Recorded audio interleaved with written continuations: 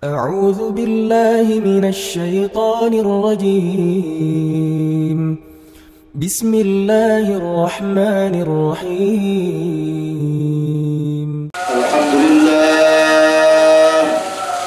الحمد لله ونحمده ونستعينه ونستغفره من شرور أنفسنا ومن سيئات أعمالنا.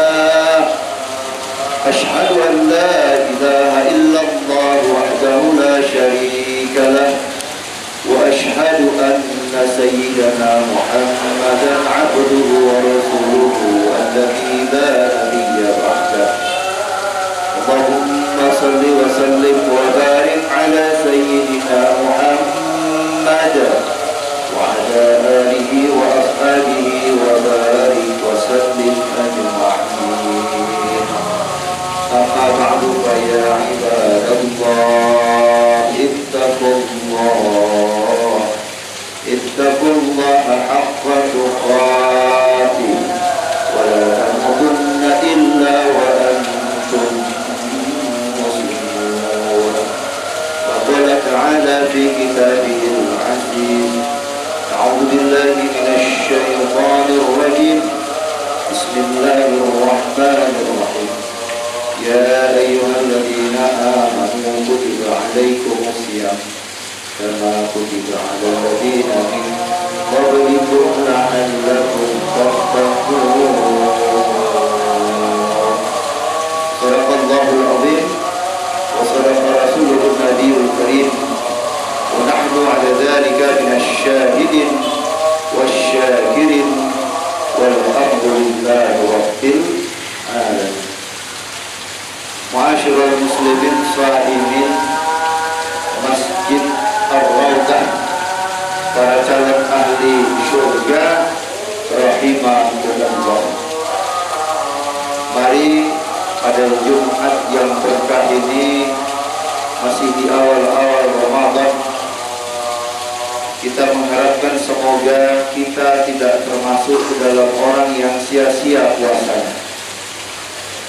Kita tidak termasuk ke dalam orang yang datang Ramadan tapi kita tidak mendapatkan manfaat apapun.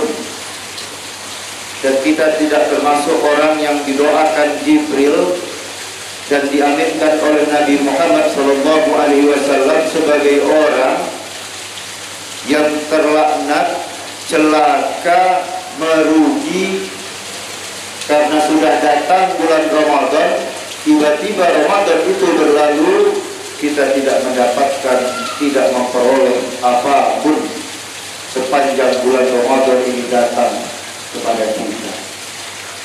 Oleh karena itu, mimbar khutbah Jumat yang singkat ini mengajak kita untuk mengenal lebih dalam siapa dan bagaimana sesungguhnya Ramadan ini, agar kita bisa melakukan amal sesuai dengan sebutannya, sesuai dengan namanya, sehingga Ramadan tahun ini tidak berbuah sia-sia buat kita. Yang pertama, Ramadan ini disebut juga dengan Syahrus Siyam, bulan di mana di dalamnya diperintahkan hanya kepada orang-orang yang beriman untuk berpuasa. Maka tinggal kita cek diri kita, kita evaluasi diri kita, kita muhasabah diri kita. Alhamdulillah, kalau selama bulan Ramadan ini hadir, kita termasuk orang yang berpuasa, maka alhamdulillah kita termasuk kelompok orang yang terpanggil. Karena jelas dalam Quran Allah mengatakan, ya ayyuhalladzina amanu kutiba alaikumusiyam. Maka alhamdulillah, minimal di tangga pertama kita yang hadir di majelis khutbah Jumat ini, dan kita semua orang Islam yang melaksanakan ibadah puasa, bersyukur karena kita sudah masuk tangga pertama melaksanakan ibadah Ramadan sebagai orang beriman yang berpuasa.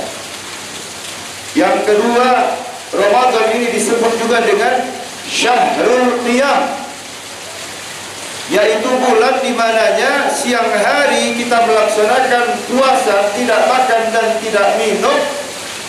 Tapi sepanjang ibadah Ramadan ini kita tidak sekedar menahan lapar dan dahaga, tapi begitu datang panggilan azan kita tegak memenuhi panggilan azan untuk salat. Tidak hanya salat fardu, kita tegakkan juga salat sunnah. Tidak hanya salat sunnah setelah salat fardu, tapi di malam harinya kita mengerjakan ibadah tarawih, ibadah salat yang tidak ada di bulan-bulan yang lainnya. Jadi kalau datang ibadah Ramadan kita tidak melaksanakan qiyam, tidak mengencangkan ibadah kita, tidak bertambah salat kita, hanya sekedar mengerjakan yang wajib, yang sunnah tidak bertambah, tarawih tidak kita kerjakan, maka waspada, jangan sampai kita menjadi orang yang merugi. Karena ketika ibadah Ramadan pahala dilipat gandakan. Maka tidak sempurna Ramadan kita kalau kita hanya sekedar berpuasa tapi tidak meningkatkan ibadah kita. Karena Ramadan ini sebutannya yang kedua disebut dengan Syahrul Qiyam. Yang ketiga, Ramadan juga disebut dengan Syahrul Maghfirah, bulan di mana disediakan wahana dan media. Sepanjang tahun-tahun lalu mungkin kita sengaja atau tidak pernah berbuat salah, dan dampak dari kesalahan itu dituliskan dosa atas kita. Maka dengan adanya ibadah Ramadan ini, kata Nabi SAW, "Man shoma Ramadhana imanan wa ihtisaban, ghufira lahu ma taqaddama min dhanbi." Kalau kita betul-betul melaksanakan ibadah puasa ini dengan penuh keimanan dan ikhlas, semata-mata mengharapkan pahala dari Allah Subhanahu wa taala, bukan karena riya, bukan karena dibilang hebat, dibilang kuat, dibilang paten supaya langsing, bukan, tapi karena Allah Subhanahu wa taala, maka janji dalam hadis ini, ghufira lahu ma taqaddama min dhanbi, Allah ampunkan dosa-dosa kita yang telah lalu. Jadi kalau ada orang tahun ini tidak punya target supaya dosanya diampuni, maka ini orang yang merugi, orang yang celaka, orang yang terlaknat. Kenapa? Karena ada orang yang yakin tidak ada dosanya, maka ini masuk kategori orang yang sombong. Maka sombong sekali kalau ada orang yang datang Ramadan dan dia tidak memanfaatkan Ramadan itu untuk menggugurkan dosa-dosanya. Yang keempat, sebutan bagi Ramadan disebut pula dengan Syahrus Sabar, bulan kesabaran. Dalam hadis Nabi SAW mengatakan, kalau ada orang yang berpuasa tapi tidak meninggalkan kata-kata kotor, tidak meninggalkan kata-kata yang sia-sia, bahkan kalau ada orang yang berpuasa, kata Nabi, ada orang yang mencelanya, mengajaknya bertengkar, mengajaknya ribut, mengajaknya berkelahi, faliyakul, maka kata Nabi, katakanlah, inni shaim, inni shaim. Ramadan adalah bulan kesabaran, di mana di sini kita diajak untuk mengendalikan emosi kita, lisan kita, amarah kita. Kata Nabi SAW, kalau ada orang yang berpuasa tapi lisannya tidak dia jaga, bahkan kalau dalam kondisi misalnya ada orang yang mengolok-olok, memprovokasi, sengaja memancing emosi, bahkan mengajak kita ribut, mengajak kita bertengkar, mungkin hanya karena sedikit bersenggolan, mungkin karena sedikit pertatapan mata, mungkin sedikit salah paham, maka kata Nabi, jangan dilanjutkan, jangan dilayani, tahan dirimu dan katakanlah, sesungguhnya aku sedang berpuasa, sesungguhnya aku sedang berpuasa. Maka mentalitas menahan emosi dan amarah ini menjadi salah satu yang mesti kita biasakan dalam konteks ibadah Ramadan ini. Dan terakhir, Ramadan ini disebut juga dengan Syahrul Jud, bulan di mana orang mesti bertambah dermawan. Dalam hadis riwayat Bukhari, Ibnu Abbas meriwayatkan, karena Nabi sallallahu alaihi wasallam, Nabi sallallahu alaihi wasallam itu ajwadan nas bil khair. Biasanya di luar bulan Ramadan adalah orang yang kukenal paling dermawan, kata Ibnu Abbas. Tapi di bulan Ramadan, kata Ibnu Abbas, Nabi Muhammad jauh lebih dermawan lagi.